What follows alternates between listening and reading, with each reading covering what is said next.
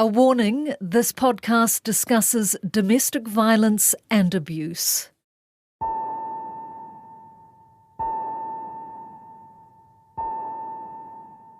New Zealand could be facing a femicide crisis. That's according to a new report which found far more women are dying from systemic preventable violence than previously thought. New Zealand's not ready or really willing to have the conversations about how bad this situation is, and that ultimately we're going to keep losing women and girls.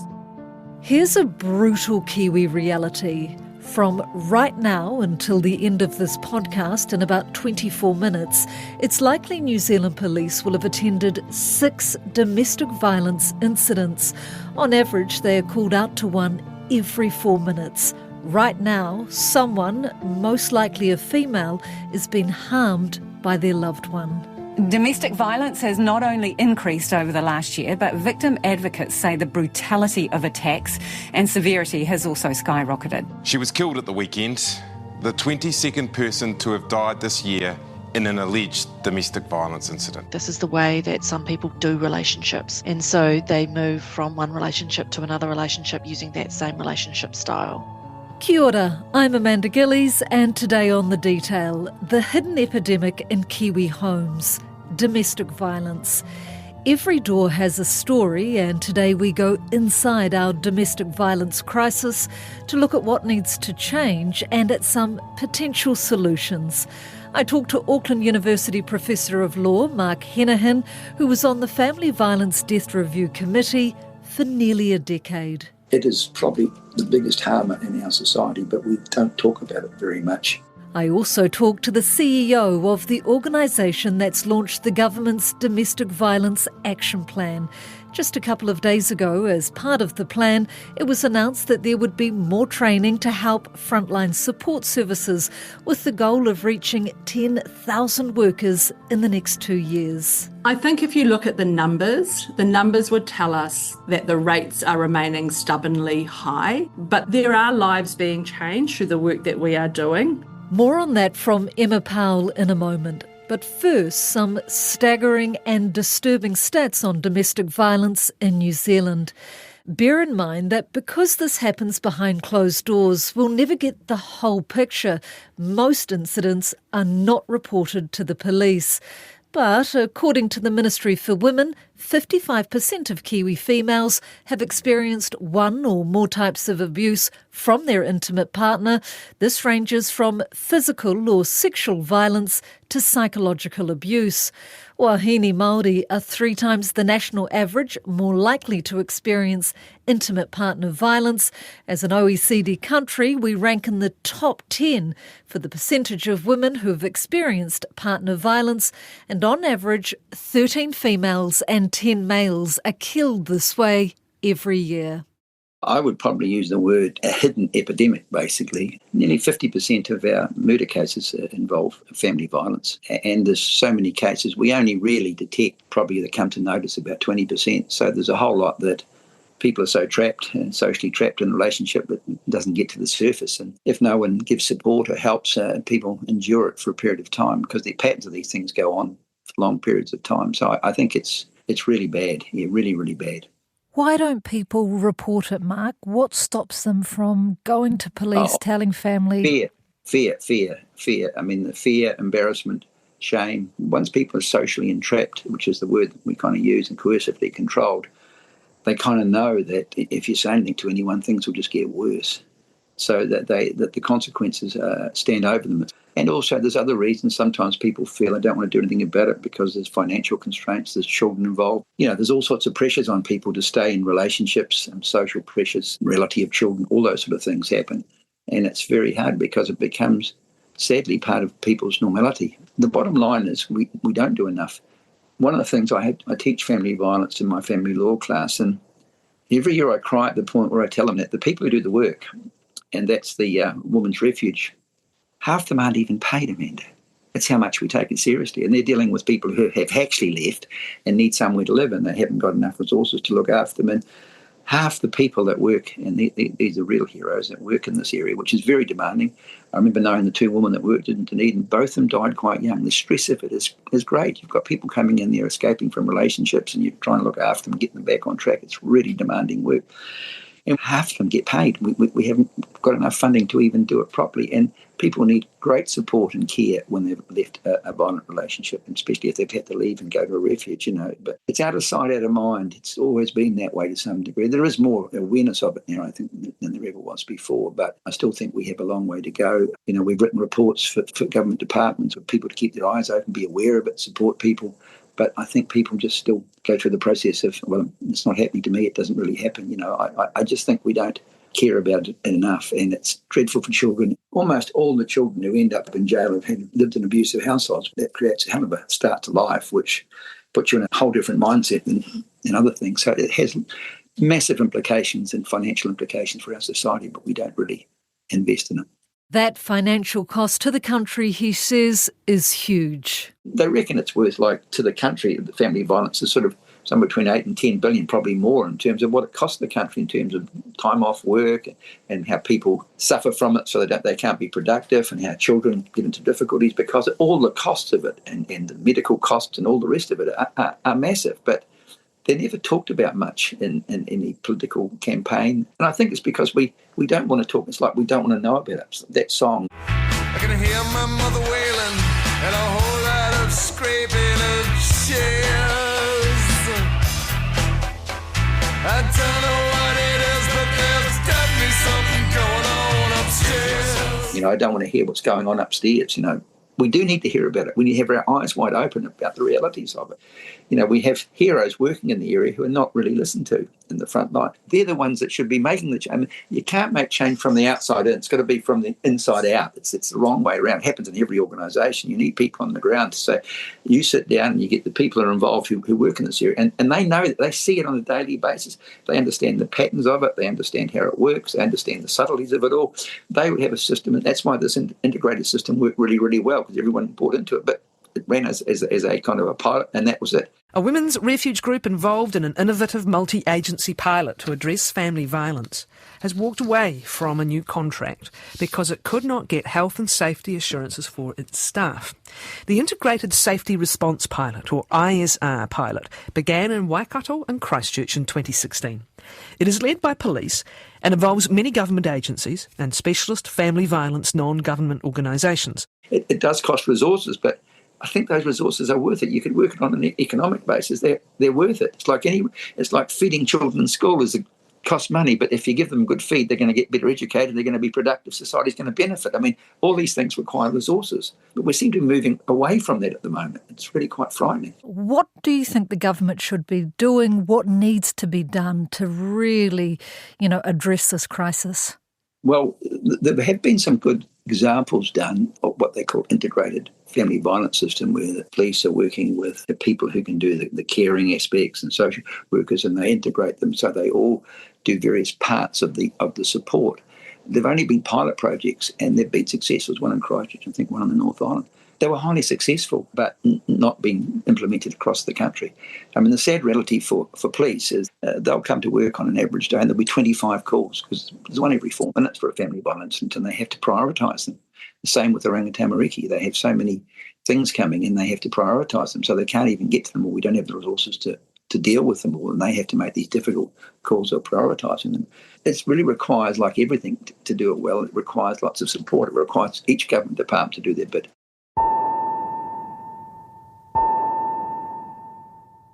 But the government says it's taking action to address the crisis, and Emma Powell believes things are starting to change. There are good indications out there that things are indeed changing. Late last year, National launched Part 2 of a 25-year strategy and action plan to eliminate family and sexual violence.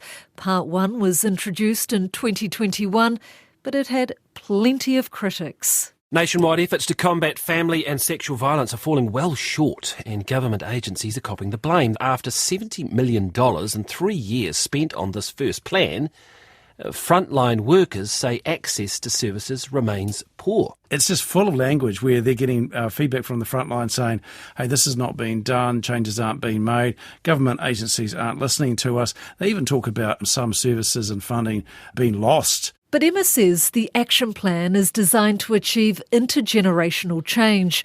This includes zeroing in on funding, where it's going, how effective it is, freeing up frontline workers to get them into the community and more productive places, getting into the regions, intervening earlier, focusing more on children, and building an information sharing platform. I really believe that the only way forward is doing things as collectives, and that's tough. It is hard stuff to do, but it's really important.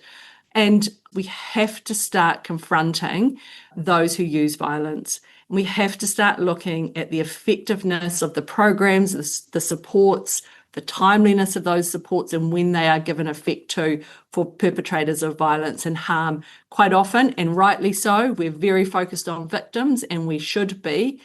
But to really uphold victim safety, we've got to start intervening with more perpetrators. And as I say, at the earlier stages of perpetration. So really saying, where are those first-time offenders and what could we be doing with them? So I think taken together and executed really well in a community, we should start to see a real shift.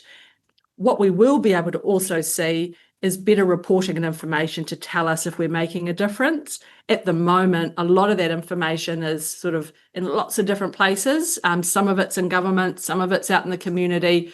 Quite often, the most rich and important information is coming direct from survivors and whānau themselves who are experiencing this. So we need to be able to pull that together and be able to have a better picture about what's going on. Just before Part 2 was launched last year in December, there were some critics and frontline workers who were complaining that Part 1 of this action plan wasn't working. Emma, is that fair? I mean, how do you respond to that? Yeah, look, on balance, I think the first action plan was very ambitious. It tried to do a lot of things. There were 40 actions to be done within 2 years, and that was spread across 10 government agencies. And we all sort of stood at the front of that start line and we're off. And what I think occurred is that we completed and implemented just over half of those 40 actions. Some of them ended up back into agency sort of business as usual. I'd like to continue to move that on. But some things needed to be tweaked, and actually we needed to go deeper and have more practical application and implementation on the ground. So we've learnt a lot through that first couple of years. We spent time with the sector to really understand, where do we get this right or wrong? There were some great things that were delivered, but actually a shift has been made. We're doing this now over 5 years. We're getting much more streamlined, and we're looking to do this, I think, much more closely in partnership with community. And that was always the intention, but I don't think that the action was following. And then I think we've got to be open to feedback, criticism, positives, negatives, etc., because we've got to keep learning our way to the future and to making the kind of impact we need to make.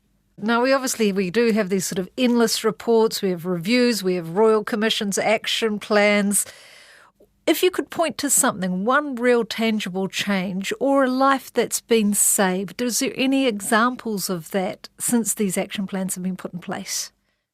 Just last week, I was in Rotorua, and I was spending time on the ground with a multi-agency collaboration where NGOs, police, corrections staff were coming together to respond differently and as that collective. And we've come in behind them and helped to support in the last few months with some additional funding to really help that approach. And I was talking to one of the leads there, and she was telling me about just stories that they're starting to see more and more where she has left him. And we don't count that, right? We don't count that in government as an indicator of success, but they are seeing more and more that women are feeling empowered, supported, and safe to actually leave very, very violent and difficult situations. And so There are lives being changed through the work that we are doing. And I say we as the collective we. I don't for 1 minute say that government is solving this, absolutely. But there are good indications out there that things are indeed changing. And one of the big parts to that too is that we've got to believe that a capable, skilled, culturally competent workforce exists out there to be able to intervene really well. And that's what you're seeing in the likes of the Rotorua example. They are training their staff, they are bringing the community together, and they are really building capability in their people. And that's a really major part of it. Is there enough funding, Emma, and fast enough sort of access to safe housing and that sort of wraparound support for victims? Because service providers and frontline people I've spoken to in the past say there's still a huge shortfall. Yeah. Look, I think that there probably isn't enough funding because of the size, scale and nature of the problem. We've spent sort of the last decade trying to stabilise frontline services and investing, and so quite a huge amount has gone in over the last sort of 10 years or so into the family violence and sexual violence sort of service provision sector. Right now, we're pretty focused on making sure that the funding that is going in to the sector and into services, etc., that it's visible, we know where it's going and who to, that where we can, how effective is it? Is it toward the right things, and could we do something different and better with it? So that's a big part of our action plan at the moment as well. How much is the action plan costing? What's the funding for that? To put us, it's sort of difficult to put a number on it. At the moment, we're reviewing around $300 to $400 million that goes in every year to really understand, as I say, the effectiveness of all of that. When, Emma, do you think New Zealand will be able to say it is truly safe for women and children in their own homes? What's your kind of deadline? Yeah, so Te Aorere Kura, which is our national strategy, was a 25-year strategy because it's going to take at least 1 or 2 generations to start to see that shift. I think many factors will need to be at play in order to make that a success. It's not one department, it's not one cycle of government. It's got to be successive and sustained, and it's really got to pull in the collective to make that shift. We are seeing a turning of the tide internationally with, a lot of extremist views against women and girls, and the advent and rise of online harm, AI, etc., which is also really changing the landscape. So we've just got to continuously be at the forefront. 25 years feels like a long time, but man, it's going to come around quick, and we've got to be vigilant all the way through.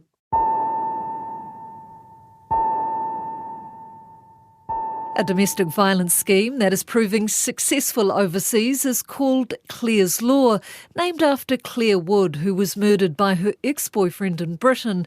Here's Channel 4 News in the UK with an explainer. Clare Wood didn't know her ex-boyfriend had convictions for violence against women. He strangled her to death in 2009, and Clare's Law was brought in to prevent more deaths like Clare's. There are basically 2 parts to it. Firstly, the right to ask. That means that people can ask the police whether a partner or former partner has a record of domestic abuse. But there's a second arm of Clare's Law, and that's called the right to know. This allows police to proactively warn somebody that their partner has a history of abuse, even though they haven't asked. In 2014, every police force in England and Wales adopted the policy. Then Scotland and Northern Ireland followed suit. Canada rolled out a version. Now Australia is looking into it. Momentum appears to be growing in New South Wales to introduce a domestic violence disclosure scheme, also known as Clare's Law. In New Zealand, we have a pared-down version of it called Family Violence Information Disclosure Scheme, which is connected to the Official Information Act. But Mark Hennihan says it isn't ideal. You know what it's like getting information out of the Official Information Act. Most of it's redacted. You can't understand the words of it. Yep. And most of the studies done it show that it's generally been used by people who've left a relationship, not necessarily people going into relationships, because that would be the better time to do it.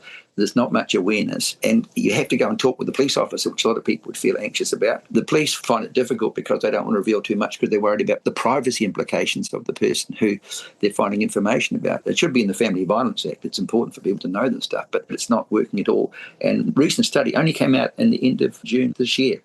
Said there's poor awareness, no online application form, strict eligibility because the police don't want to give information that might get them into trouble, no understanding of the dynamics, because all it can give you is this is what this person's propensity is, but that's helpful, but it's the patterns of how they behave. Family violence is about patterns and they go over a long period of time. There's no family violence expert to support the people through it, so it's hardly used because people aren't aware of it, and if it is used, it takes ages to get the information. It's not always reliable. So it's in the right direction. But again, like most things we do in family violence, totally underfunded, totally under-resourced. and it sounds good in theory, but it doesn't work. That really sums it up, I think, Amanda. The scheme was introduced a decade ago. Within a year, 103 applications were made. But Mark says by 2023, just 47 applications were submitted and only 16 received information. And we're down to 22% getting information in 2024, and the numbers are dropping all the time. I mean, it's not the police's fault, and the police need training in how to handle it. They have so many things, the poor police, to do. I feel sorry for them, but they need understanding to handle it.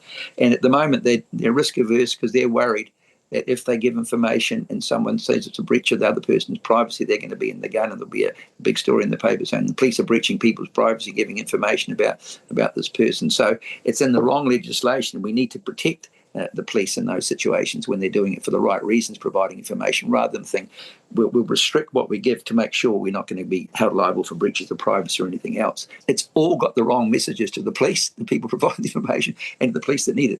So how does our scheme compare to Clare's law, and should we toughen ours up? Theirs is quite wide. They can expose, arrests. They can expose convictions. They can expose charges. They can expose a wide enough of information. All those things need to be worked out because, some people would feel offended they expose stuff when they've been found not guilty and say, well, that's what they picked me up for, but I'm fine at the other end. So you've got to work all those things out and make sure that you are getting it right. People worry more about privacy than they do about people's real safety. I was involved with a big project with the government years ago, and all the departments, we can't disclose information, it's just private. And that's the overhanging thing. Disclosing information, to me, is the only way you're going to make people safe and supporting them. It's not just the disclosure. Disclosure by itself is the starting point, and then you've got to decide what do we do about it. And what to do about this? Last week, the New Zealand Herald spoke to an Auckland woman whose former partner joined a dating app just a month after he assaulted and injured her. She says it's appalling that a dating platform allows people to sign up with no real vetting. Is it time this changed too? And can it be changed? Because we know just how deadly dating sites can be. Grace Mullane was in Auckland on a worldwide OE when she was strangled by a Tinder date who then buried her in the Waitakere Ranges. It wouldn't be easy because, these sites are run overseas. They're not run here in Aotearoa in New Zealand. So, you've got to contact them and then they want proof to say, we don't want this person to use that site. So it's not easy. And then enforcing it, saying, look, I don't think this person should be on this site because I've been through a violent relationship and they're going to expose someone else to that relationship. It would be a fairly tricky law to implement, saying that people who have been violent in their relationships can be vetted, because some people change, they go through, whatever, and then say, I can't date anymore. So, you're balancing some quite important liberties against really important issues of safety. We tended to err on the side of the liberties rather than on the side of the safety. My key point about family violence is that it's the idea that other people feel they have control over other people. And it starts with the psychological control, and it can lead to physical and emotional and other types of control. No one has the right to control another person, but people still feel that. And I just think it's very hard to get it out of society. In a good society, we never think like that. You would never do any harm to anyone apart from defending yourself. So I just don't think the message is getting across in all directions. To me, it's the key to a good and safe society.